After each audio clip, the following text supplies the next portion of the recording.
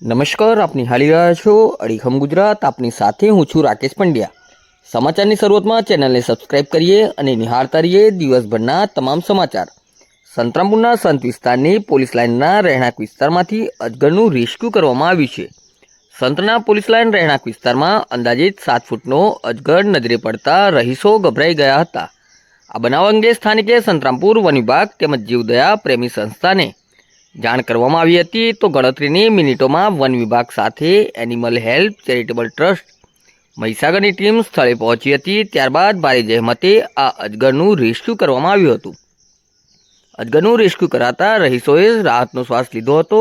Animal help charitable trust સંતરામપુરની ટીમે જણાવ્યું કે આ અજગર અંદાજિત 7 ફૂટ લાંબો છે, તેનું વજન 25 કિલો છે। હાલ તો તેને રેસ્ક્યુ કરાયો છે, ત્યારબાદ તેને તેના કુદરતી વાતાવરણમાં જંગલ વિસ્તારમાં છોડી મુકાશે।